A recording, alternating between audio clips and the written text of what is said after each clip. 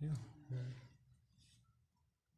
बच्चों, आज हम चैप्टर स्टार्ट करने वाले हैं बायोलॉजिकल क्लासिफिकेशन। बायोलॉजिकल क्लासिफिकेशन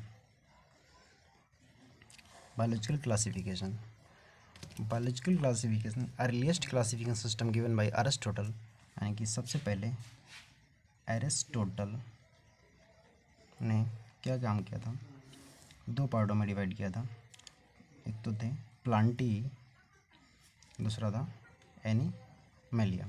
इनका जो बेसिस था बेसिस सिंपल मार्फोलॉजी, यानी सिंपल मार्फोलॉजिकल कैरेक्टर के आधार पर इन्होंने क्लासिफिकेशन दिया था। प्लांटी एंड एनिमलिया, प्लांट को इन्होंने तीन पार्टों में डिवाइड किया था। हर्ब्स, दूसरा सर्ब्स, तीसरा ट्री के आधार पर तीन पार्टों में डिवाइड किया था। हर्ब्स में, सर्ब्स में एंड ट्री में। एनिमल को दो पार्टों में डिवाइड किया था। रेड ब्लड प्रेजेंट, दूसरे में रेड ब्लड absent। जिसमें रेड ब्लड प्रेजेंट होता है इन्होंने बोला था इनेमा, और दूसरे में बोला जिसके पास रेड ब्लड प्रेजेंट होता है उसे बोलता एनेमा, जिसके पास रेड ब्लड एब्सेंट होता है उसे बोला था इनेमा। फिर इनके बाद में आए थे लीनियस। कौन आए थे? लीनियस ने टू कैनोन क्लासिफिकेशन दिया था। प्लांटी, दूसरा एनिमलिया। प्लांटी एनिमलिया, इन्होंने Plantae and Animalia. This system did not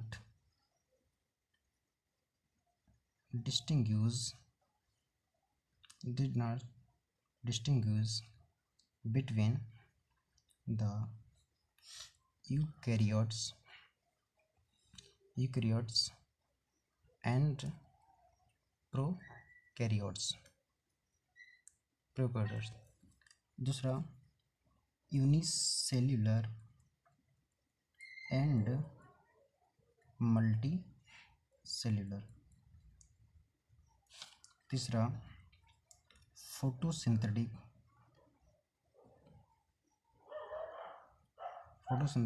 and non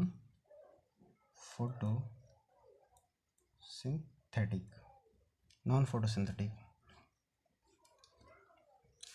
ये इनके जो थे, इन्होंने this system did not distinguish between the eukaryotes and prokaryotes, unicellular, multicellular and photosynthetic, non photosynthetic में इन्होंने डिफरेंट नहीं बता पाया था।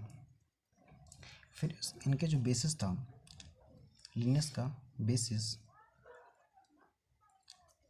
मार्फोलॉजी के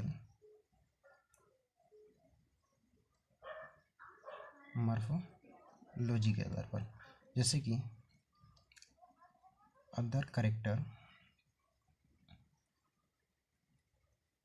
characteristics like cell structure, दूसरा नेचर ऑफ वॉल, तीसरा हैबिटाट,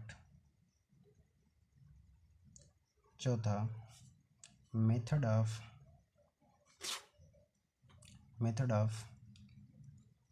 रिप्रोडक्शन, तीसरा मेथड ऑफ रिप्रोडक्शन, चौथा evolutionary relationship.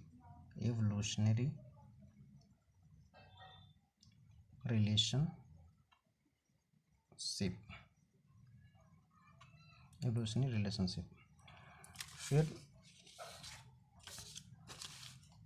Three kingdom classification system, three kingdom classification, three kingdom classification system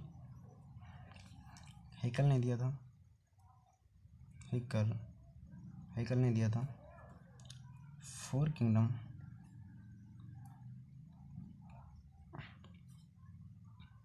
classification Copeland ने दिया था, कोपलैंड ने दिया था। Five kingdom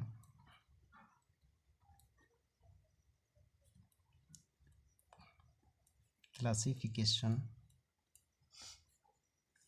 RH. Whittaker, R H. Whittaker ने 1969 में दिया था।